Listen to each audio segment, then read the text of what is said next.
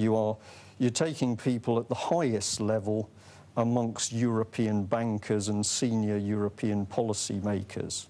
So you're not dealing with people down at a carpenter level. What I believe they are doing, and I believe the evidence is there to show it, is they call themselves a charity, but their whole preoccupation is political. So if you look at the meetings that are set up, who they're mixing with, Demos, Downing Street, the European Union, the whole thing is political. And of course, in theory, a charity can't be political. And, you know, you mentioned that they stopped your activity, which was helping young people. I believe they stopped my activity. Excuse me, you believe they stopped your activity. Does that mean that do you think that their agenda is to disrupt society so that they can, in some way, assume power?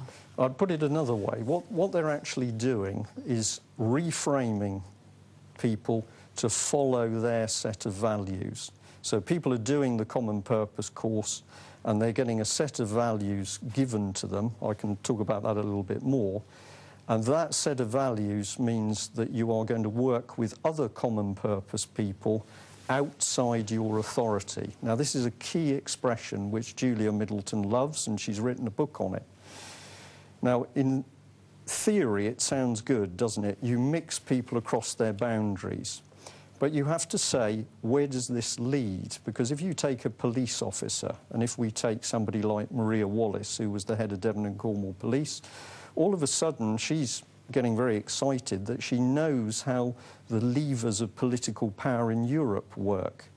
Is that why we paid her? Didn't we pay her to solve crime on the streets of Devon? So Julia Middleton is waxing lyrical about breaking down boundaries and getting people outside their silos. But one of the problems that's going on in society at the moment is we're not getting the concentration of people within their field. A hospital's job is to make people better, presumably. Do you really need the chief executive understanding how the levers of power work in his local area? That's not his job. So you've got to be very careful with reading what common purpose says. It sounds good on the tin, but when you actually analyse it, something is not right. And the other thing that goes with it is they're operating under the Chatham House rule. Right, yes, Chatham House rule. I do understand what that is, but if you could explain. Well, the Chatham House rule is a rule which came out of Chatham House, which is the Tavistock Institute, I think, in London. And basically it says you can have a meeting, but when you leave the meeting, you don't say who was present or who gave a particular piece of information. But you can use the information? You can use the information. Okay. So it's semi-secret, then, this organisation? Well, absolutely. Even though it's a charity, it's supposed to be for the common good? But you imagine you've got a closed-door room where you have a police officer, a local developer, and somebody from the local authority who has control over public money and grants. The public has a right, I believe, to know what went on in those meetings. But if I try, or if other members of the public try to get that information out into the open, common purpose shuts all the doors. And I can tell you that they shut the doors at the moment by coercing people in the public sector to breach the Data Protection Act. Are you seriously saying that they're forcing people to breach the Data Protection Act? Coercing was the word I used. Coercing. And we can prove that because we know at the moment that a couple of local authorities, at least one police authority, and another major London organisation are getting quite upset with common purpose because the names of people who've put in freedom of information requests are being compiled by common purpose on a list. Now, how do they get those names? How would they get those names? Because a common purpose person will phone up their common purpose colleague in a council and say, who made that request? And this is the insidious nature of common purpose in the first place, that instead of people working through the rules and structure of their own organisation, they are putting the requests and demands of common purpose above their own organisation. So it's like a kind of shadow government, isn't it? It's a shadow government. And what gets quite spooky, to use that word, is where you see common purpose saying, our networks, this is a quote, our networks will soon be very important. What do they mean? But then you see them now starting to join UK networks with networks in Europe.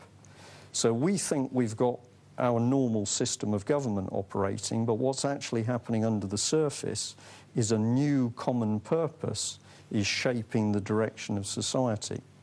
And you will have heard Gordon Brown talk about common purpose.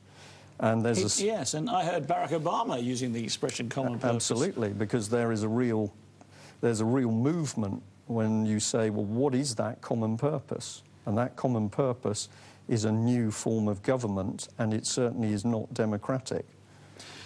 OK, if you've got a text, please text us in on 87778, put the word EDGE, a space, and then your text. It'd be nice to know who you are and where you're texting from. I'm going to just read a couple here. I've got one from Jay in Northern Ireland. It says, sounds like another group of New World Order minions. Are there any Freemasonic links? This is a very good question. We have stuck just with common purpose, but I have to say that researchers who are working with us are adamant that they are finding links through to Freemasonry.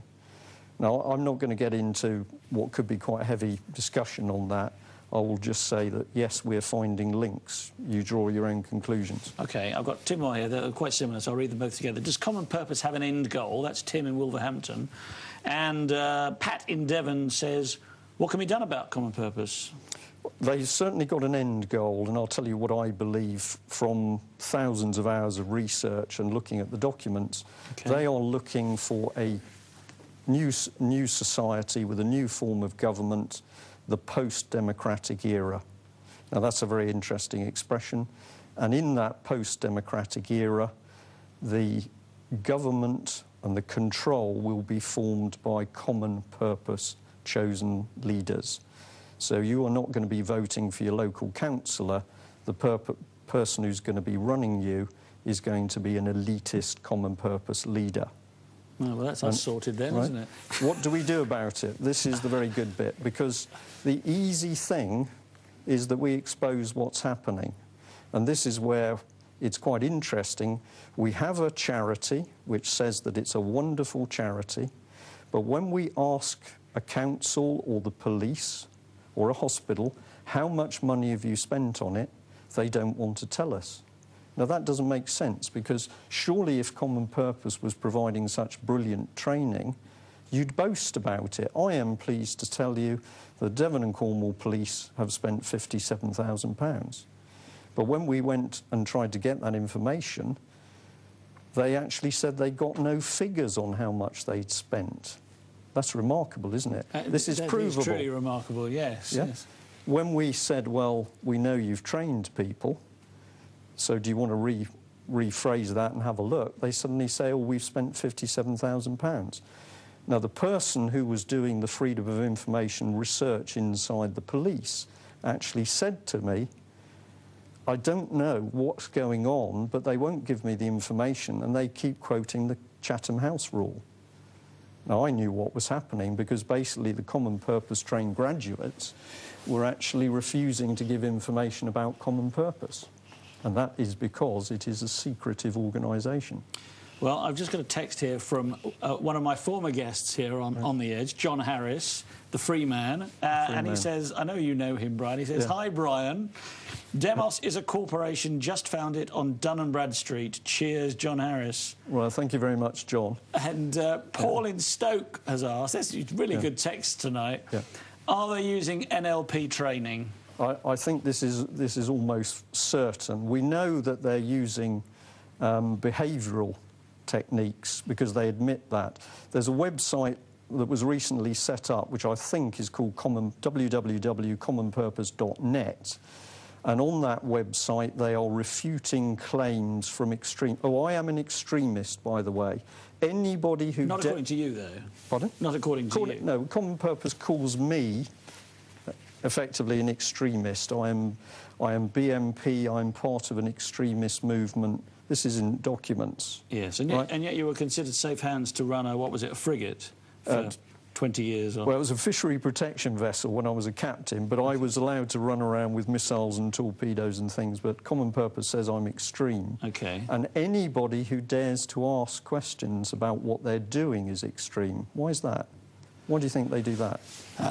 Well, it's a classic case of disinformation, isn't it? Well,